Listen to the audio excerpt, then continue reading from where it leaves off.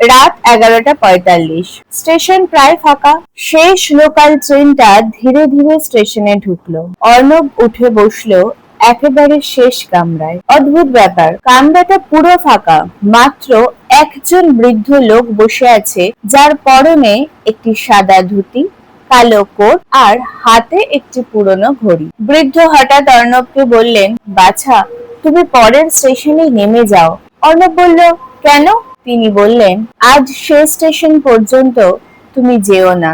অর্ণব মনে মনে ভাবলো, লোকটা নিশ্চয়ই পাগল। এর মধ্যে ট্রেন চলতে শুরু করলো এবং ট্রেনের আলো দুবার টিমটিম করে নিভে আবার জ্বলে উঠলো। আর অর্ণব লক্ষ্য করলো লোকটি কামরায় নেই। পুরো কামরা খালি। অর্ণবের বুকের উপর কেঁপে উঠলো। আর ঠিক সেই সময় ট্রেনটি পরের স্টেশনে থামলো। অর্ণবের কি জানি মনে হলো সে ওই স্টেশনেই নেমে পড়লো। ট্রেন আবার চলতে শুরু করলো।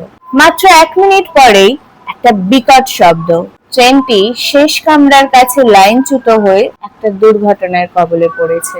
অর্ণব দৌড়ে গেল। ভিড়, চিৎকার, অ্যাম্বুলেন্স।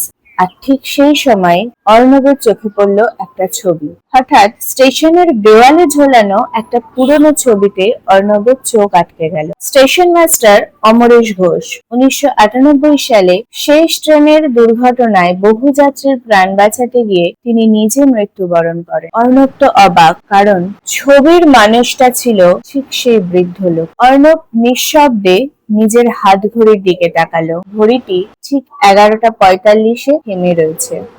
আচ্ছা, তোমাদের কি মনে হয় সেদিন কি অর্ণব সত্যি কোনো একজন মানুষকে দেখেছিল, নাকি এমন কাউকে যিনি আজও নিঃশব্দে শেষ ট্রেনের যাত্রীর প্রাণ বাঁচিয়ে চলেছেন?